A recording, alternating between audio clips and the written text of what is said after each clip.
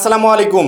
HSC 26 পরীক্ষার্থীরা, বাংলা প্রথম পত্র পরীক্ষা শেষ। আমার মনে হয় ওই বাংলা প্রথম পত্র নিয়ে আর কোনো ধরনের কোনো চিন্তা না করে এখন বাংলা দ্বিতীয় পত্রের প্রিপারেশন নেওয়া উচিত। কারণ কি, বাংলা প্রথম পত্রের জন্য তো সময় পেয়েছিলে, 3 দিন 4 দিন সময় নিয়ে পড়াশোনা করেছো, কিন্তু বাংলা দ্বিতীয় পত্রের জন্য সময় কই?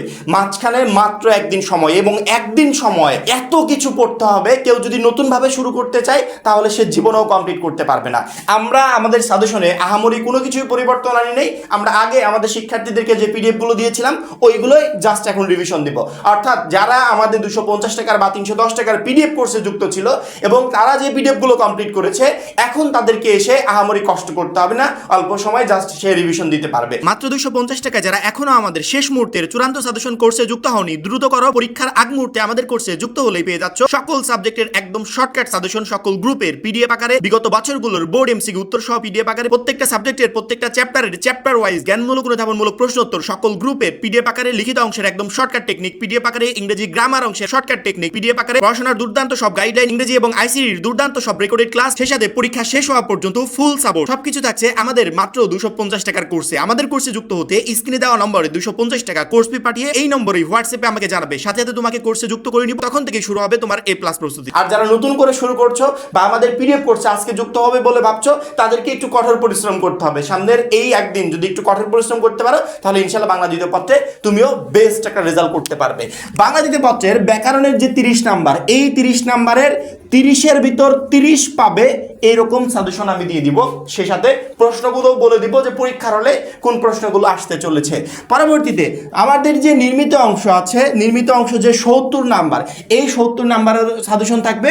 সেই সাথে আমাদের যেগুলোর জন্য পিডিএফ দরকার, পিডিএফ যেমন পারিভাষিক শব্দের পিডিএফ দরকার, অনুবাদের পিডিএফ দরকার, বাংলা উচ্চারণের নিয়মের ক এবং খ থাকে, কতে যেটা থাকবে ওটা তো সরাসরি আমি প্রশ্ন বলে দেবো। কেউ যদি মনে করো শুধুমাত্র কটা পড়ে যাব, তাহলে আমি আজকের ভিডিওতে যে প্রশ্নগুলো দেখাবো ওইগুলো কমপ্লিট করে গেলে ক নাম্বার তোমার পরীক্ষার হলে প্রত্যেকটা প্রশ্ন কমন থাকবে। আর যদি মনে করো যে না আমি খ পড়বো, খ এর জন্য আমাদের প্রত্যেকটারই সুন্দর করে পিডিএফ রেডি করা আছে, এবং আমি প্রত্যেকটা পিডিএফ এই মুহূর্তে স্ক্রিন দেখতে পাচ্ছ, এইভাবে লিঙ্কগুলোকে সুন্দর করে সাজিয়ে তারপরে আমরা আমাদের গ্রুপে পোস্ট করে দিয়েছি। তোমার যেটা প্রয়োজন জাস্ট ওই লিঙ্কের পর ক্লিক করবে এবং ওই পিডিএফগুলো দেখে এখান থেকে স্টাডি করবে। ইনশাআল্লাহ বাংলা দ্বিতীয় পত্রে ব্যাকরণ হোক বা নির্মিত অংশ হোক, তুমি 100% প্রশ্ন কমনের একটা প্রিপারেশন নিতে পারবে। তো বেশি কথা না বলে আমরা সাজেশনটা শুরু করে দিই। 1 নম্বরে আমাদের প্রশ্ন আছে বাংলা উচ্চারণের নিয়ম, 2 নম্বরে বাংলা বানানের নিয়ম, 3 নম্বরে বাংলা ভাষা ব্যাকরণিক শব্দশ্রেণী, 4 নম্বরে বাংলা শব্দগঠন উপসর্গ সমাস, 5 নম্বর বাক্যতত্ত্ব, 6 নম্বর বাংলা ভাষার অপপ্রয়োগ শুদ্ধ প্রয়োগ। এই যে 6টা প্রশ্ন দেখতে পাচ্ছ, এই 6টা প্রশ্নের ক খ দুইটাই থাকবে, কও আসবে খও আসবে। তুমি যদি মনে করো যে ক এর অ্যান্সার করবো, করতে পারো, কোনো প্রবলেম নাই। তুমি যদি মনে করো খ এর অ্যান্সার করবো, করতে পারো, কোনো প্রবলেম নাই। অর্থাৎ তোমার যেটা ভালো লাগে সেটার অ্যান্সার করবে, কিন্তু আমাদের দুইটার জন্য সাজেশন এবং পিডিএফ থাকবে। সেক্ষেত্রে আমরা প্রথমত ব্যাকরণের সাজেশনটা দিয়ে দিই যে ব্যাকরণের জন্য তোমাকে কি কি পড়তে হবে। এই মুহূর্তে স্ক্রিনে দেখতে পাচ্ছ 1 নম্বরে আমরা ব্যাকরণের জন্য কয় নম্বরে প্রশ্ন দিয়ে দিয়েছি অলরেডি। এই প্রশ্নগুলো তোমাকে পড়তে হবে। সেটা হচ্ছে অ বা এ ধ্বনি উচ্চারণ, বফলা মফলা জফলা উচ্চারণের নিয়ম পড়তে হবে। এর প্রত্যেকটা নিয়ম তুমি পড়বে, বা এই প্রত্যেকটা নিয়ম রিলেটেড ইনফরমেশনগুলো তুমি কমপ্লিট করে গেলে এখান থেকে যে কোনো একটা তোমাকে পরীক্ষার হলে দিয়ে দিবে। বিগত 10 বছরের বোর্ড প্রশ্ন অ্যানালাইসিস করে আমরা দেখেছি এই প্রশ্নগুলো সাধারণত প্রতি বছর পরীক্ষাতে এসে থাকে। সেক্ষেত্রে এই প্রশ্নগুলো পড়ে গেলে যে অধ্বনি এ ধ্বনি বফলা মফলা জফলা উচ্চারণের নিয়ম, এগুলো কমপ্লিট করে গেলে এখান থেকে একটা প্রশ্ন পরীক্ষার হলে তুমি পেতে চলেছো। কেউ যদি মনে করো যে আমি ক নাম্বারে এই এত লেখা লিখবো না, আমি খ নাম্বারে সহজে শব্দের উচ্চারণ নির্দেশ এইটা আমি কমপ্লিট করতে চাই, তাহলে এই মুহূর্তে স্ক্রিনে যে প্রশ্নগুলো দেখতে পাচ্ছ বা পিডিএফটা দেখতে পাচ্ছ, এইখানে বিগত 10 বছরে যে বোর্ড প্রশ্নগুলো আসছিল সবচেয়ে শব্দের উচ্চারণ নির্দেশ রিলেটেড, সেই টোটাল বোর্ড প্রশ্নগুলো এখানে আমরা সুন্দর করে পিডিএফ আকারে সাজিয়েছি। কেউ যদি এই 10 বছরের বোর্ড প্রশ্ন কমপ্লিট করে পরীক্ষার হলে যেতে পারে, তাহলে আমার মনে হয় না যে শব্দের উচ্চারণ নির্দেশ এর বাইরে থেকে আসবে। ইনশাআল্লাহ এগুলো থেকেই সে পরীক্ষার হলে সহজে কমন পেয়ে যাবে। সেক্ষেত্রে 1 নম্বরের ক এর উত্তর করো অথবা খ এর উত্তর করো, এটা তোমাকে ডিসাইড করতে হবে। তো দুই নৌকায় পাও দিতে যেও না যে দুইটাই পড়ে গেলাম, যে কোনো একটা পড়ে যাও, একটা পরীক্ষা হলে কমন আসবে, ওইটা সুন্দর করে গুছিয়ে লিখতে পারবে। যদি ক নাম্বারটা পড়ো তাহলে আমি যে প্রশ্নগুলো দিলাম এই প্রশ্নগুলো পড়তে হবে, আর যদি খ নাম্বারটা পড়ো তাহলে আমাদের পিডিএফটা সুন্দর করে সংগ্রহ করে সেই পিডিএফে থাকা পিডিএফগুলো কমপ্লিট করে যেও। এবার আসি 2 নম্বরে। 2 নম্বরে আমাদের আছে বাংলা বানানের নিয়ম। বাংলা বানানের নিয়মে কতে সাধারণত যে প্রশ্নটা প্রতি বছর এসে থাকে সেই প্রশ্নটা আমি বলে দিলাম। এই প্রশ্নটা হচ্ছে ঘুরিয়ে পেঁচিয়ে এক এক বছর এক এক রকম আসে, কিন্তু সেম কোশ্চেনটাই জাস্ট একটু পরিবর্তন করে দেয়, কিন্তু উত্তর ওই একই হবে। সেক্ষেত্রে তোমাদের ক নাম্বারে আসতে পারে বাংলা একাডেমি প্রণীত প্রমিত বাংলা বানানের 5টি নিয়ম লেখো। বাংলা একাডেমি কর্তৃক প্রণীত প্রমিত বাংলা বাংলা বানানের যে কোনো 5টি নিয়ম লেখো। এই যে 5টি নিয়ম, উদাহরণ সহ বা এটা সহ ওইটা সহ, এই 5টি নিয়ম রিলেটেড, অর্থাৎ বাংলা একাডেমি প্রণীত বাংলা বানানের 5টি নিয়ম, এই রিলেটেড একটা প্রশ্ন তোমাদের পরীক্ষার হলে আসবে। অর্থাৎ এই প্রশ্নটাই ধরো তোমার ক নম্বরে পরীক্ষার হলে আসবে, হয়তোবা একটু এদিক ওদিক করে দিতে পারে, কিন্তু উত্তরে একই। ঠিক আছে, সেক্ষেত্রে এই প্রশ্নটা যদি কোনো শিক্ষার্থী পরীক্ষার হলে কমপ্লিট করে যায়, তাহলে 2-এর ক নিয়ে তাকে টেনশন করতে হবে না। 2-এর কতে এটা 100% সে পরীক্ষার হলে কমন পাচ্ছে। এবার আসি খতে বানান শুদ্ধকরণ। বানান শুদ্ধকরণের জন্য এই মুহূর্তে স্ক্রিনে যে পিডিএফটা দেখতে পাচ্ছ, আমাদের গ্রুপে অল পিডিএফ দেওয়া আছে। আমাদের গ্রুপ থেকে এই বানান শুদ্ধকরণের পিডিএফটা তোমরা সংগ্রহ করে নিবে। যারা গ্রুপে যুক্ত আছো তারা তো ইজিলি সংগ্রহ করতে পারবে। আবার প্রত্যেকটা শিক্ষার্থীকে বলে দিই, আমাদের কোর্সের মূল্য আগে ছিল মাত্র 310 টাকা, আমরা লাস্ট মোমেন্টে তোমাদের জন্য 250 টাকা করে দিয়েছি, যাতে প্রত্যেকটা শিক্ষার্থী সহজে যুক্ত হতে পারে, আমাদের পিডিএফগুলো সংগ্রহ করে পরীক্ষার জন্য একটা বেস্ট প্রিপারেশন নিতে পারে। সেক্ষেত্রে বানান শুদ্ধকরণ যদি পড়তে চাও, যদি মনে করো শুধুমাত্র ক নাম্বারটা পড়বো, তাহলে আমি যে প্রশ্নটা দিলাম এই প্রশ্নটা রিলেটেড যে উত্তরটা আছে এটা জাস্ট কমপ্লিট করে গেলেই হবে, তোমাকে আর কিছু পড়তে হবে না। আর যদি মনে করো খ নাম্বারটা পড়বো বানান শুদ্ধকরণ, তাহলে এই মুহূর্তে আমাদের যে স্ক্রিনে পিডিএফটা দেখতে পাচ্ছ বানান শুদ্ধকরণ রিলেটেড, এই পিডিএফটা তোমাকে কমপ্লিট করে দিতে হবে। সেক্ষেত্রে এখান থেকে তুমি পরীক্ষার হলে প্রশ্ন কমন পাবে, কারণ কি এই পিডিএফ আমরা বিগত 10 বছরের বোর্ড প্রশ্ন একত্রিত করে সেটাকে তোমাদেরকে দিচ্ছি, যাতে এখান থেকে প্রশ্ন মিস না হয়। এখান থেকে ইনশাআল্লাহ পরীক্ষার হলে তুমি বানান শুদ্ধকরণের কোশ্চেনগুলো পেয়ে যাবে। 3 নম্বরে বাংলা ভাষার ব্যাকরণিক শব্দ শ্রেণী। এটার জন্য আমি বলে দিচ্ছি যে কি কি প্রশ্ন তোমার পরীক্ষার হলে আসতে পারে। 1 নম্বরে ক ব্যাকরণিক শব্দ শ্রেণীর শ্রেণী বিভাগ, বিশেষণ, ক্রিয়াপদ ও আবেগের শ্রেণী বিভাগ, এর যে কোনো একটা তোমার পরীক্ষার হলে আসবে। আবার বলছি, ব্যাকরণিক শব্দ শ্রেণীর শ্রেণী বিভাগ, বিশেষ্য আসতে পারে, বিশেষণ আসতে পারে, ক্রিয়াপদ আসতে পারে, অথবা আবেগের শ্রেণী বিভাগ, এর যে কোনো একটা প্রশ্ন তুমি পরীক্ষার হলে পেতে চলেছো। সেক্ষেত্রে এইগুলো কমপ্লিট করে গেলে এখান থেকে একটা তুমি ক নাম্বারে পেয়ে যাবে এবং সেটার উত্তর সহজে তুমি পরীক্ষার হলে করতে পারবে। কেউ যদি মনে করো যে আমি ক নাম্বার না, আমি খ এর উত্তর করবো, ব্যাকরণিক শব্দ শ্রেণী নির্দেশকরণ, সেক্ষেত্রে এই মুহূর্তে স্ক্রিনে আমাদের যে পিডিএফটা দেখতে পাচ্ছ ব্যাকরণিক শব্দ শ্রেণী নির্দেশকরণ রিলেটেড, এই পিডিএফটা তোমাকে সুন্দর করে কমপ্লিট করে যেতে হবে, কারণ কি এখান থেকে তুমি 3-এর খ এর সকল প্রশ্ন পরীক্ষার হলে ইনশাল্লাহ কমন পেয়ে যাবে। এবার আসি 4 নম্বরে বাংলা শব্দ গঠন, উপসর্গ অবলিক সমাস। ক নাম্বারে উপসর্গ অবলিক সমাসের এই যে প্রশ্নগুলো ক নাম্বারে আসে সাধারণত প্রতি বছরই, সেটা আমি দিয়ে দিয়েছি। 1 নম্বরে উপসর্গের সংজ্ঞা, শ্রেণীবিভাগ ও প্রয়োজনীয়তা, হয় এই প্রশ্নটা পরীক্ষায় দিবে, অথবা উপসর্গের অর্থবাচকতা আছে কিন্তু অর্থবোধকতা নেই, এই প্রশ্নটা তোমাকে পরীক্ষা দিবে। অর্থাৎ এর দুইটার যে কোনো একটা প্রশ্ন তুমি পরীক্ষার হলে পেতে চলেছো। সেক্ষেত্রে এই দুইটা কোশ্চেন কমপ্লিট করে গেলে তুমি 4-এর ক এর অ্যান্সার একদম ইজিলি পরীক্ষার হলে করতে পারবে। এবার আসি খ নাম্বারে ব্যাস বাক্য সহ সমাস নির্ণয়। বিগত 10 বছরে ব্যাস বাক্য সহ সমাস নির্ণয় রিলেটেড যতগুলো প্রশ্ন আসছে তার টোটালি আমরা একটা পিডিএফ রেডি করেছি, এই মুহূর্তে স্ক্রিনে দেখতে পাচ্ছ। এই পিডিএফে থাকা ব্যাস বাক্য সহ সমাস নির্ণয়ের পিডিএফের এই কোশ্চেনগুলো যদি কমপ্লিট করে পরীক্ষার হলে যাও, ইনশাআল্লাহ এখান থেকে আসবে, এর বাইরে থেকে আসবে না। সেক্ষেত্রে আমাদের পিডিএফটা সংগ্রহ করে ব্যাস বাক্য সহ সমাস নির্ণয় রিলেটেড এই পিডিএফটা তুমি পরীক্ষার হলে কমপ্লিট করে যাবে, যদি খ নাম্বার প্রশ্নের অ্যান্সার করতে চাও। আর যদি মনে করো যে 4-এর ক এর আমি অ্যান্সার করবো, তাহলে কতে আমি যে প্রশ্নগুলো দুইটা দিলাম এই দুইটা প্রশ্নের ভিতরে একটা প্রশ্ন তোমার পরীক্ষার হলে চলে আসবে। এবার আসি 5 নম্বরে বাক্যতত্ত্ব। বাক্যতত্ত্বের কি কি প্রশ্ন পরীক্ষার হলে আসতে পারে আমি ডিরেক্টলি বলে দিচ্ছি। ক নাম্বারে বাক্য কাকে বলে, গঠন অনুসারে বাক্যের শ্রেণীবিভাগ আলোচনা করা, হয় এই প্রশ্নটা আসবে, অথবা অর্থ অনুসারে বাক্যের শ্রেণীবিভাগ উদাহরণ সহ আলোচনা করো, হয় এই প্রশ্নটা আসবে, অথবা একটি সার্থক বাক্যে কি কি গুণ থাকা প্রয়োজন উদাহরণ সহ আলোচনা করো। এই 3টা প্রশ্নের যে কোনো একটা প্রশ্ন 5-এর কতে তুমি 100% পরীক্ষার হলে পেতে চলেছো। সেক্ষেত্রে এই 3টা প্রশ্ন পড়ে গেলে ক নাম্বারের অ্যান্সার নিয়ে তোমাকে টেনশন করতে হবে না, কয়ে একটা প্রশ্ন তুমি ইজিলি কমন পেয়ে যাবে। যদি মনে করো যে আমি খ বাক্যান্তর পড়তে চাই, তাহলে বাক্যান্তরের জন্য এই মুহূর্তে স্ক্রিনে আমাদের যে পিডিএফটা দেখতে পাচ্ছ, এখানে বিগত 10 বছরের বোর্ড প্রশ্ন একত্রিত করে আমরা বাক্যান্তরের পিডিএফ রেডি করেছি। এই পিডিএফটা কমপ্লিট করে গেলে বাক্যান্তর এখান থেকে ইনশাআল্লাহ কমন থাকবে, পরীক্ষার হলে তোমাকে এক্সট্রা প্রেশার নিতে হবে না। এবার 6 নম্বরে বাংলা ভাষার অপপ্রয়োগ শুদ্ধ প্রয়োগ। বাংলা ভাষার অপপ্রয়োগ শুদ্ধ প্রয়োগ সাধারণত দুইভাবে আমাদের পরীক্ষাতে এসে থাকে। আর প্রথম যেভাবে পরীক্ষাতে আসে এই মুহূর্তে স্ক্রিনে দেখতে পাচ্ছ, তার টোটালি একটা পিডিএফ রেডি করেছি, এবং খ নাম্বারে যেটা আসে সেটারও আমরা টোটালি একটা পিডিএফ রেডি করেছি। অর্থাৎ ক এবং খ দুইটারই আমাদের পিডিএফ আছে। আমাদের পিডিএফে থাকা বাংলা ভাষার অপপ্রয়োগ শুদ্ধ প্রয়োগ এগুলো পড়ে গেলে ইনশাআল্লাহ এর বাইরে থেকে প্রশ্ন হবে না, এখান থেকেই তোমরা পরীক্ষার হলে প্রশ্ন কমন পেয়ে যাবে। দেখো ইউটিউবে তো আর ওইভাবে পিডিএফ দেওয়া সম্ভব না, বা পিডিএফে যা আছে সবকিছু দেখানো সম্ভব না। টোটাল পিডিএফ গুলো আমরা সুন্দর করে সাজিয়ে গুছিয়ে বাংলা দ্বিতীয় পত্রের যা যা আছে ব্যাকরণে তার একটা ফুল প্যাকেজ রেডি করেছি। শুধুমাত্র এখানে যুক্ত হলে, আমাদের কোর্সে যুক্ত হলে তুমি যে বাংলা দ্বিতীয় পত্রের পিডিএফ পাবে বিষয়টা এরকম না। তুমি বাংলা দ্বিতীয় পত্রের পাশাপাশি অল সাবজেক্টের পিডিএফ পাবে, অর্থাৎ তোমাকে আর পরীক্ষার শেষ পর্যন্ত কখনো পেমেন্ট করতে হবে না। এই একবার পেমেন্টে বাংলা দ্বিতীয়র সাথে সাথে তুমি অল সাবজেক্টের পিডিএফ এখান থেকে পেয়ে যাবে। সেক্ষেত্রে আমরা বাংলা দ্বিতীয় পত্রের ব্যাকরণ অংশে 30 নম্বর কমন পাওয়ার জন্য ক নাম্বারে যে প্রশ্নগুলো বললাম সেই প্রশ্নগুলো যদি কমপ্লিট করে যেতে পারো বাংলা দ্বিতীয় পত্রে, তোমার ওই ক নাম্বারই যথেষ্ট পরীক্ষার হলে 30-এ 30 কনফার্ম করার জন্য। আর যদি কেউ মনে করো না আমার খ নাম্বারের পিডিএফটা প্রয়োজন, তাহলে ওইটা একটু কষ্ট করে আমাদের পিডিএফ কোর্স থেকে তোমাদেরকে সংগ্রহ করে নিতে হবে। সেক্ষেত্রে আশা করি ব্যাকরণের এই পিডিএফগুলো তোমরা সংগ্রহ করে খুব দ্রুত ইনশাআল্লাহ প্রিপারেশনটা শুরু করে দিবে। এইবার আসি আমরা নির্মিত অংশে। নির্মিত অংশে 7 নম্বরে আমাদের পারিভাষিক শব্দ অনুবাদ থাকবে, অথবা দুইটাই থাকবে, যে কোনো একটা লিখতে হবে। হবে। 8 নম্বরে দিনলিপি থাকবে, প্রতিবেদন থাকবে, দুইটার যে কোনো একটা লিখতে হবে। 9 নম্বরে বৈদ্যুতিন চিঠি, আবেদনপত্র থাকবে, দুইটার যে কোনো একটা লিখতে হবে। 10 নম্বরে সারাংশ ভাব সম্প্রসারণ থাকবে, দুইটার যে কোনো একটা লিখতে হবে। 11 নম্বরে সংলাপ ক্ষুদে গল্প, যে কোনো একটা লিখতে হবে। লাস্টে 12 নম্বর প্রবন্ধ রচনা। নির্মিত অংশে 100% প্রশ্ন কমন পাওয়ার জন্য একটা গুরুত্বপূর্ণ কথা বলে রাখি, এই যে নির্মিত অংশটা দেখতে পাচ্ছ এর প্রায়গুলো নিয়ে আমাদের শর্টকাট ভিডিও আছে। ভিডিও কেমন জানো? Class video. আমাদের গ্রুপে গেলে সেই ক্লাসগুলো তো তুমি পাবে। এছাড়া আমাদের ইউটিউব চ্যানেলে বলো, ফেসবুকে বলো, ফ্রি ক্লাসগুলো দেওয়া আছে। অর্থাৎ মনে করো বৈদ্যুতিন চিঠি কিভাবে পরীক্ষার হলে লিখতে হয়, আমি তোমাকে 7টা দিলাম, তুমি 7টা পড়লে, এই 7টার পাশাপাশি আমি তোমাকে একটা ভিডিও দিলাম, ওই একটা ভিডিও দেখলে বৈদ্যুতিন চিঠি 7টা না, তোমার 70টা কমপ্লিট হবে। অর্থাৎ পরীক্ষার হলে যেমন বৈদ্যুতিন চিঠি আসুক, নিয়মটা যখন জানতে পারবে, স্ট্রাকচার যখন জানতে পারবে যে কিভাবে লিখতে হয়, তখন তোমার কাছে কোনো কিছু কঠিন মনে হবে না। জাস্ট টপিকটা যদি জানো যে এই টপিকে লিখতে হবে, তুমি একদম সহজে গুছিয়ে লিখতে পারবে। শিক্ষক সেখানে নাম্বার কাটার কোনো অপশন পাবে না। এইভাবে রাইটিং পার্টের প্রত্যেকটারই আমাদের শর্টকাট টেকনিক আছে। আমাদের পিডিএফ কোর্সে সেই পিডিএফগুলো দেওয়া আছে, সেই সাথে সাজেশন তো আছেই। এর পাশাপাশি আমাদের ইউটিউব চ্যানেলে বলো, আমাদের পিডিএফ কোর্সে বলো, আমাদের ফেসবুক পেজে বলো, ভিডিওগুলো আলাদা করে দেওয়া আছে। ওই ভিডিওগুলো দেখলে রাইটিং পার্টের টোটাল প্রবলেম সলভ হয়ে যাবে। আমি তোমাকে বৈদ্যুতিন চিঠির জন্য 10টা দিয়েছি, অথচ পরীক্ষার হলে এখান থেকে একটাও কমন আসলো না, তখন কি তুমি বসে থাকবে? একদমই না।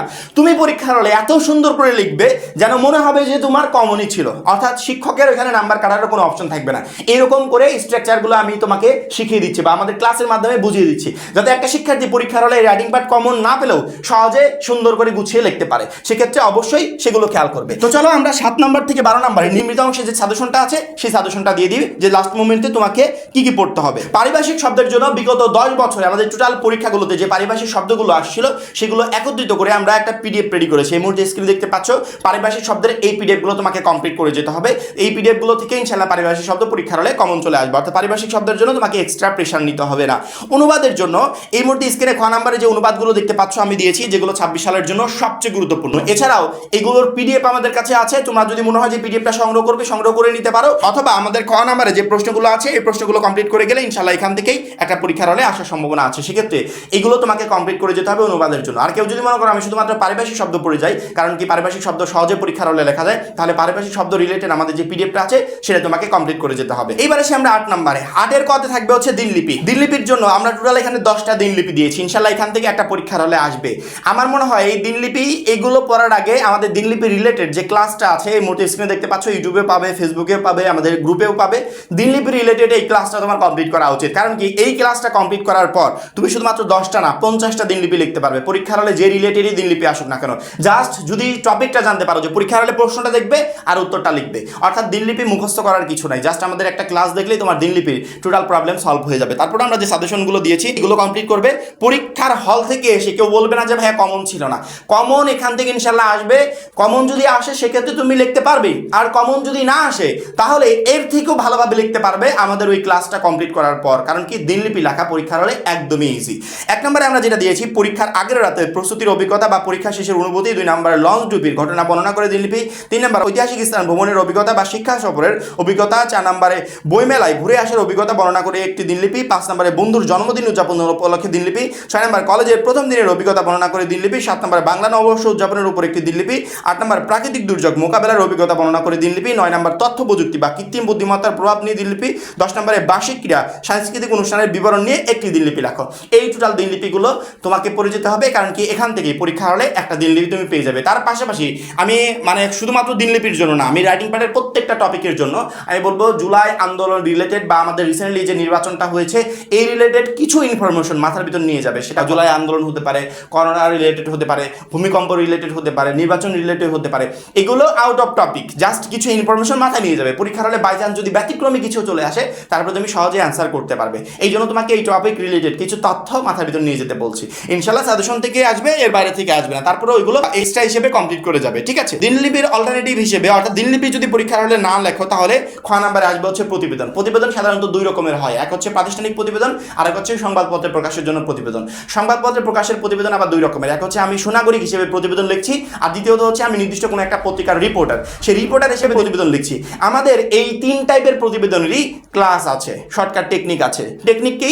তুমি আমাদের ওই ক্লাসটা যদি দেখো, প্রতিবেদন একটাও পরীক্ষার হলে পড়ে যেতে হবে না। আমাদের ওই একটা ক্লাস করলেই তোমার প্রতিবেদন টোটালি পরীক্ষার হলে কমপ্লিট হয়ে যাবে। সেক্ষেত্রে প্রতিবেদনের ওই ক্লাসটা প্রত্যেকটা শিক্ষার্থী করার চেষ্টা করবে। তারপরেও আমরা এখানে সাজেশনে যা দিয়েছি এগুলো সবচেয়ে ইম্পর্টেন্ট, এখান থেকে একটা পরীক্ষা হলে ইনশাল্লাহ পেয়ে যাবে। 1 নম্বরে ভয়াবহ সড়ক দুর্ঘটনার বিবরণ দিয়ে প্রতিবেদন। 2 নম্বরে ইন্টারনেট ফেসবুক ব্যবহারের কুফল ও সুফল সম্পর্কে প্রতিবেদন।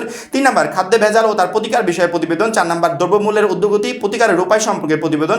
5 নম্বর তোমার শহরের যানজট সমস্যার উপর একটি প্রতিবেদন। 6 নম্বর তোমার কলেজের গ্রন্থাগার সম্পর্কে অনুসন্ধানীমূলক প্রতিবেদন। 7 নম্বর প্রাকৃতিক দুর্যোগ বন্যা ঘূর্ণিঝড়ের পর তোমার এলাকার গৃহীত পুনর্বাসন কাজ সম্পর্কে একটি প্রতিবেদন। 8 নম্বর মাদক বিরোধী অভিযান সম্পর্কে প্রতিবেদন। 9 নম্বর বইমেলা সম্পর্কে প্রতিবেদন। 10 নম্বর নববর্ষ উদযাপন ক্রীড়া প্রতিযোগিতার বর্ণনা নিয়ে প্রতিবেদন। আমাদের পিডিএফ কোর্সে এই সাজেশনের টোটাল পিডিএফটা দেওয়া থাকবে, কারো যদি পিডিএফ প্রয়োজন হয় এখান থেকে একটু সংগ্রহ করে নিও। এবার আসি আমরা 9 নম্বরে। 9 নম্বরে আমাদের বৈদ্যুতিন চিঠি থাকবে এবং আবেদনপত্র থাকবে, দুইটার যে কোনো একটা তুমি পরীক্ষার হলে সহজে লিখতে পারবে। বৈদ্যুতিন চিঠির জন্য আমাদের ওই ক্লাসটা করলে যথেষ্ট, বৈদ্যুতিন চিঠি মুখস্থ করতে হয় না, একটা ক্লাস করলে জাস্ট ফরম্যাটটা যদি জানতে পারি তাহলে যে কোনো বৈদ্যুতিন চিঠি পরীক্ষার হলে লেখা যায়। তারপরে সাজেশনে যেগুলো দিয়েছি এগুলো সবচেয়ে ইম্পর্টেন্ট, এখান থেকে ইনশাল্লাহ একটা পরীক্ষার হলে চলে আসবে, পাশাপাশি আমাদের এই ক্লাসটাও তোমরা করে যাবে। 1 নম্বরে বাংলা নববর্ষের শুভেচ্ছা জানিয়ে বন্ধুকে ইমেল লেখো। ইমেল বৈদ্যুতিন চিঠি। বৈদ্যুতিন চিঠি কি বলতো, ইংরেজিতে যে ইমেল লেখি না ওইটাই হচ্ছে বৈদ্যুতিন চিঠি, বাংলাতে সুন্দর করে গুছিয়ে লিখতে হবে। 2 নম্বরে বন্ধুর পিতামাতার মৃত্যুতে সান্ত্বনা জানিয়ে একটি ইমেল লেখো। 3 নম্বর পরীক্ষার প্রস্তুতি সম্পর্কে জানিয়ে একটি ইমেল লেখো। 4 নম্বর জন্মদিনের শুভেচ্ছা জানিয়ে বন্ধুকে ইমেল লেখো। 5 নম্বর ইন্টারনেট ফেসবুক মোবাইল ফোন ব্যবহারের সুফল ও কুফল জানিয়ে ছোট ভাই বন্ধুর কাছে ইমেল লেখো। 6 নম্বর জরুরি রক্তের প্রয়োজনীয়তা জানিয়ে বন্ধুকে ইমেল লেখো। 7 নম্বর তোমার ভাই বন্ধুকে মাদকাসক্তির কুফল সম্পর্কে জানিয়ে একটি ইমেল লেখো। 8 নম্বর শিক্ষকের কাছে পড়াশোনা সম্পর্কিত পরামর্শ চেয়ে একটি ইমেল লেখো। এই টোটাল বৈদ্যুতিন চিঠিগুলো কমপ্লিট করে যাবে, এখান থেকে একটা পরীক্ষার হলে চলে আসবে। ইমেলের পরিবর্তে বা বৈদ্যুতিন চিঠির পরিবর্তে আমাদের আরেকটা আসবে, সেটা হচ্ছে আবেদনপত্র। তুমি যদি মনে করো যে বৈদ্যুতিন চিঠি সহজ, তারপর আমি লিখতে চাই না, আমি আবেদনপত্র লিখবো, তাহলে এখানে যে আবেদনপত্রগুলো দিয়েছি এগুলো তোমাকে পড়ে যেতে হবে। 1 নম্বরে কোনো বাণিজ্যিক প্রতিষ্ঠান হিসাবরক্ষক বা ম্যানেজার বা অফিসার পদে নিয়োগ লাভের জন্য আবেদনপত্র। 2 নম্বর ব্যাংক ঋণের জন্য আবেদনপত্র। 3 নম্বর শিক্ষা সফরে যাওয়ার অনুমতি চেয়ে অধ্যক্ষের নিকট আবেদনপত্র। 4 নম্বর তোমার কলেজ লাইব্রেরি ক্যান্টিন স্থাপনের অনুমতি চেয়ে অধ্যক্ষের নিকট আবেদনপত্র। 5 নম্বর বিনা বেতনে পড়ার অনুমতি চেয়ে অধ্যক্ষ বরাবর আবেদনপত্র। 6 নম্বর ছুটি চেয়ে অধ্যক্ষের নিকট আবেদনপত্র। 7 নম্বর তোমার এলাকায় বিদ্যুৎ বিভ্রাটের প্রতিকার চেয়ে সংবাদপত্র প্রকাশের জন্য দরখাস্ত। 8 নম্বর প্রাথমিক মাধ্যমিক সহকারী শিক্ষক পদে নিয়োগ লাভের জন্য আবেদনপত্র। 9 নম্বর সাংস্কৃতিক অনুষ্ঠান আয়োজনের অনুমতি চেয়ে অধ্যক্ষ বরাবর আবেদনপত্র। এই টোটাল আবেদনপত্রগুলো থেকেই একটা পরীক্ষার হলে ইনশাল্লাহ চলে আসবে, এগুলো কমপ্লিট করে পরীক্ষার হলে যাবে। পরবর্তীতে 10 নম্বরে আমাদের প্রথমেই থাকবে হচ্ছে সারাংশ। কেউ যদি সারাংশ কমপ্লিট করতে চাও তাহলে সারাংশের জন্য আমরা যেগুলো দিয়েছি এইগুলো পড়ে যেতে হবে, এইগুলো হচ্ছে সবচেয়ে ইম্পর্টেন্ট। 1 নম্বরে সময় ও স্রোত কাহার জন্য। 2 নম্বরে মাতৃস্নেহের তুলনা নেই। 3 নম্বরে অভাব আছে বলিয়া জগৎ। 4 নম্বরে বিদ্যা মানুষের মূল্যবান সম্পদ। 5 নম্বরে বৃক্ষের দিকে তাকালে জীবনের। 6 নম্বরে মানুষের সুন্দর মুখ দেখে আনন্দিত হয়ে না। 7 নম্বর আজকের দুনিয়াটা আশ্চর্যভাবে অর্থের। 8 নম্বর সাহস ও ন্যায়পরায়ণ মানুষ সর্বদা। 9 নম্বর পরিশ্রম ছাড়া মানুষের জীবনে। 10 নম্বর শিক্ষা মানুষের সত্যিকারের মানুষ করে তোলে। আমি জাস্ট প্রথম লাইনের কিছু অংশ দিয়ে দিয়েছি, এই অংশ রিলেটেড সারাংশগুলো তুমি তোমার গ্রামার বই থেকে খুঁজে বের করে কমপ্লিট করে যাবে ইনশাল্লাহ, এখান থেকে পরীক্ষার হলে একটা চলে আসবে। কেউ যদি মনে করো যে 10-এর আমি সারাংশ পড়বো না, আমি ভাব সম্সারণে অ্যান্সার করতে চাই, তাহলে ভাব সম্সারণ রিলেটেড আমাদের যে প্রশ্নগুলো আছে জাস্ট এইগুলো কমপ্লিট করে যেতে হবে, কারণ কি এখান থেকেই পরীক্ষার হলে তুমি ইনশাল্লাহ একটা পেয়ে যাবে। 1 নম্বরে দিয়েছি শিক্ষায় জাতির মেরুদণ্ড। 2 নম্বরে পরিশ্রম সৌভাগ্যের প্রসূতি। 3 নম্বরে ক্ষুধা রাজ্যে পৃথিবী গদ্যময়। 4 নম্বরে দুর্জন বিদ্বান হলে পরিত্যাজ্য। 5 নম্বরে সুশিক্ষিত লোক মাত্রই সংস্কৃত। 6 নম্বরে যা সাহিত্য জাতির দর্শন স্বরূপ। 7 নম্বরে অন্যায় যে করে আর অন্যায় যে সহায়। 8 নম্বরে কীর্তি মানে মৃত্যু নেই। 9 নম্বরে স্বাধীনতা অর্জনের চেয়ে স্বাধীনতা। 10 নম্বরে সময় স্রোত কাহার জন্য অপেক্ষা করে না। এই টোটাল 10টা ভাব সম্সারণ কমপ্লিট করে যাবে ইনশাল্লাহ, এখান থেকে পরীক্ষার হলে একটা তুমি পেয়ে যাবে। এর পাশাপাশি আমাদের একটা ক্লাস আছে, ক্লাসটা দেখে গেলে ভাব সম্সারণ পরীক্ষার হলে কিভাবে সুন্দর করে গুছিয়ে লিখতে হয় সেটা তুমি একদম সহজেই বুঝে যাবে। পরবর্তীতে আমাদের আছে 11 নম্বর। 11 নম্বরের কথাই থাকবে হচ্ছে সংলাপ। কেউ যদি মনে করো যে আমি সংলাপ পড়বো, সংলাপ পড়তে পারো। কেউ যদি মনে করো ক্ষুদে গল্প পড়বো, পড়তে পারো।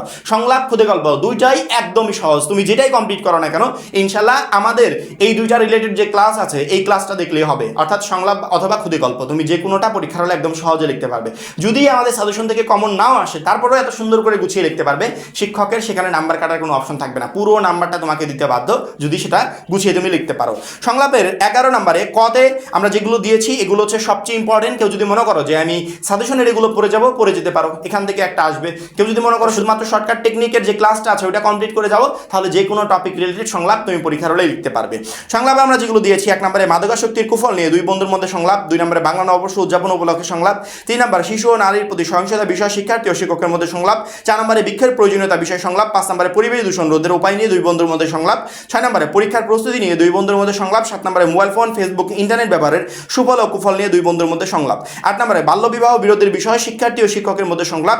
9 নম্বরে কম্পিউটার ইংরেজি শিক্ষার প্রয়োজনীয়তা বিষয় সংলাপ। 10 নম্বরে নিরাপদ সড়ক চাই সড়ক দুর্ঘটনা বিষয় সংলাপ। এই টোটাল সংলাপগুলো তোমাকে পরীক্ষার হলে কমপ্লিট করে যেতে হবে। কেউ যদি মনে করো যে 11 নম্বরে খদে খুদে গল্প আছে, আমি খুদে গল্পটা পড়তে চাই, খুদে গল্প একদমই সহজ। খুদে গল্পের জন্য আমাদের যে ক্লাসটা আছে সেটা দেখবে, পাশাপাশি সাজেশনের এগুলো কমপ্লিট করে যাবে। 1 নম্বরে রক্তদানের জীবনের পূর্ণ শিরোনামে ক্ষুদে গল্প, 2 নম্বরে সততার পুরস্কারের শিরোনামে ক্ষুদে গল্প, 3 নম্বরে ঐক্যের শক্তি বিভক্তিতে দুর্বলতার শিরোনামে ক্ষুদে গল্প, 4 নম্বরে লোভে পাপ পাপে মৃত্যু শিরোনামে ক্ষুদে গল্প, 5 নম্বরে আমার শৈশব স্মৃতি বিষয়ে ক্ষুদে গল্প, 6 নম্বরে মানুষ মানুষের জন্য শিরোনামে ক্ষুদে গল্প, 7 নম্বরে শব্দ দূষণ পানি দূষণ শিরোনামে ক্ষুদে গল্প, 8 নম্বরে প্রতিবন্ধী শিশুদের শিরোনামে ক্ষুদে গল্প, 9 নম্বরে বিপদে বন্ধুর পরিচয় শিরোনামে ক্ষুদে গল্প, 10 নম্বরে স্বনির্ভরতার জন্য চাই ইচ্ছা শক্তি শিরোনামে ক্ষুদে গল্প। এই ক্ষুদে গল্পগুলো কমপ্লিট করে যেতে হবে, কারণ কি এখান থেকেই তোমার পরীক্ষার হলে ইনশাল্লাহ একটা কমন চলে আসবে। এর পরবর্তীতে 12 নম্বর সবচেয়ে ইম্পর্টেন্ট, আমরা আগে প্রশ্নটা মানে খুঁজি যে রচনাটা কমন আসছে কিনা। ইনশাল্লাহ রচনা তোমার পরীক্ষার হলে কমন থাকবে, শুধুমাত্র একটা না কয়েকটা রচনা কমন থাকবে যদি 10 নম্বর পর্যন্ত পড়ে যেতে পারো। এখন বলতে পারো ভাই এতগুলো রচনা পড়তে হবে, আমি তোমাকে 10 পর্যন্ত পড়তে বলছি না, তুমি 1 থেকে 6 পর্যন্ত পড়ো, তাহলে ইনশাল্লাহ এখান থেকে একটা কমন পেয়ে যাবে। আবার কেউ যদি মনে করো যে 5 থেকে 10 পর্যন্ত পড়বো তারপরে কমন পেয়ে যাবে, আর কেউ যদি মনে করো যে 1 থেকে 10 পর্যন্ত টোটাল ইনফরমেশনগুলো মাথায় নিয়ে যেতে চাই, তাহলে অবশ্যই তোমার পরীক্ষার হলে একটা না কয়েকটা রচনা কমন থাকবে, এর ভিতর থেকে যেটা ভালো লাগে সেটার অ্যান্সার তুমি পরীক্ষার হলে করতে পারবে। 1 নম্বরে কৃষিকাজে বিজ্ঞান, 2 নম্বরে বাংলাদেশের পর্যটন শিল্প, 3 নম্বরে কম্পিউটার, 4 নম্বরে অধ্যবসায়, 5 নম্বরে স্বদেশ প্রেম, 6 নম্বরে মানব কল্যাণী বিজ্ঞান, 7 নম্বরে পরিবেশ দূষণ বা বৈশ্বিক উষ্ণায়ন, 8 নম্বর মাদকাসক্তি, 9 নম্বর নারী শিক্ষা, 10 নম্বর কৃত্রিম বুদ্ধিমত্তা অথবা এআই। এবং তার পাশাপাশি আমি কিন্তু আবারও বলছি যে আমাদের জুলাই আন্দোলন রিলেটেড, নির্বাচন, ভূমিকম্প এই রিলেটেড কিছু ইনফরমেশন, করোনা এই রিলেটেড কিছু ইনফরমেশন মাথায় নিয়ে যাবে রাইটিং পার্টের জন্য। এগুলো থেকে যে আসবে এমনটা না, নিয়ে যাবে যদি ব্যতিক্রমে কিছু আসে যাতে পরীক্ষার হলে তোমাকে আটকাতে না পারে, সহজে যাতে তুমি লিখতে পারো। এই হচ্ছে টোটাল আমাদের রাইটিং পার্টের সাজেশন। আমি একবারের জন্য একটা শিক্ষার্থীকেও বলবো না যে আমাদের 250 টাকার পিডিএফ কোর্সে যুক্ত হয়ে তুমি আমাদের পিডিএফ গুলো সংগ্রহ করে তারপরে প্রিপারেশন নাও। আমি সাজেশনে অলরেডি আমাদের ব্যাকরণ অংশের ক নাম্বারে কি কি প্রশ্ন আসবে সেগুলো দিয়ে দিয়েছি। তুমি যদি শুধুমাত্র ক ফলো করো আমাদের পিডিএফে তোমাকে যুক্ত হতে হবে না, জাস্ট ক থেকে প্রিপারেশন নাও। যদি ক্ষয়ের জন্য পিডিএফ গুলো চাও সেক্ষেত্রে তোমাকে যুক্ত হতে হবে। আর যদি মনে করো আমি ক নাম্বারটা পড়ে যেতে চাই, তাহলে আমি তো ভিডিওতে বলেই দিলাম এই ক নাম্বারগুলো পড়ে যাও, ইনশাআল্লাহ তুমি এখান থেকে বেস্ট একটা প্রিপারেশন নিতে পারবে। আবার সেম কথা আমি নির্মিত অংশের ক্ষেত্রে বলবো, নির্মিত অংশের কি কি প্রশ্ন আসবে সেটা কিন্তু আমি অলরেডি বলে দিয়েছি। সেক্ষেত্রে নির্মিত অংশের জন্য এগুলো তুমি পড়ে যাও। ক্লাসগুলো আমাদের ইউটিউবে ফ্রিতে দেওয়া আছে। আমাদের সাজেশন কোর্সে যুক্ত হয়েই যে তোমাকে প্রিপারেশন নিতে হবে এমন কোনো মানে নেই। তুমি আমাদের সাজেশন কোর্সে যুক্ত না হয়েও বাইরে থেকেও ভালো মতো প্রিপারেশন নিতে পারো, আমাদের এই টোটাল কোশ্চেনগুলোকে সলভ করো বা আমাদের ইউটিউবে যে ফ্রি ক্লাসগুলো আছে বা ফেসবুকে ফ্রি ক্লাসগুলো আছে এই ফ্রি ক্লাসগুলোর মাধ্যমে। এখন যদি কেউ বলো যে ভাই আপনার লিখিত অংশের শর্টকাট টেকনিকের পিডিএফটা প্রয়োজন, তাহলে তোমাকে যুক্ত হতে হবে। কেউ যদি মনে করো যে ভাইয়া 1 নম্বরে এগুলো লিখতে গিয়ে অনেক সময় নষ্ট হয়, অনেক সময় ভুল হওয়ার সম্ভাবনা থাকে, আমি খতে যেটা আছে ছোট্ট করে অল্প সময় লেখা যায় আমি ওইগুলোর পিডিএফ নিব, তাহলে তোমাকে পিডিএফ কোর্সে যুক্ত হতে হবে। কেউ যদি বলো যে ভাইয়া আমাদের অন্যান্য সকল সাবজেক্টে জ্ঞানমূলক অনুধাবনমূলক প্রশ্নের পিডিএফ দরকার, বিগত বছরের বোর্ড এমসিকিউ দরকার বা সাজেশন দরকার অধ্যায়ভিত্তিক, এগুলোর জন্য তোমাকে যুক্ত হতে হবে। অর্থাৎ একবার তুমি 250 টাকা পেমেন্ট করলে আর তোমাকে কখনো পেমেন্ট করতে হবে না, একবারে লাস্ট পর্যন্ত পরীক্ষা শেষ হওয়া পর্যন্ত তুমি আমাদের টোটাল সার্ভিসগুলো গ্রহণ করতে পারবে। সেক্ষেত্রে পিডিএফে যুক্ত হবে কি না যুক্ত হবে এটা তোমার বিষয়। পিডিএফে না যুক্ত হলে কিভাবে স্টাডি করতে পারবে সেটা আমি বলে দিয়েছি, আহামরি কঠিন কিছু না, একবারে সবকিছু আমি বলে দিলাম, জাস্ট এগুলো ফলো করতে হবে। আর যদি পিডিএফে যুক্ত হও সেভাবে কিভাবে স্টাডি করবে সেটা আমি অলরেডি বলে দিয়েছি। হাতে একদমই সময় নাই, বেশি সময় নষ্ট না করে সরাসরি প্রিপারেশন শুরু করে দাও। এই অল্প সময়ে তোমাকে অনেক কিছু পড়তে হবে এবং বাংলা দ্বিতীয় পত্র পরীক্ষার জন্য বেস্ট একটা প্রিপারেশন নিতে হবে। আশা করি প্রত্যেকটা শিক্ষার্থী বুঝতে পেরেছো। এখন এই পর্যন্তই। পরবর্তী গুরুত্বপূর্ণ সাজেশনের জন্য অবশ্যই আমাদের চ্যানেলটাকে সাবস্ক্রাইব করে রাখবে। সবাই ভালো থাকবে, সুস্থ থাকবে, আল্লাহ হাফেজ।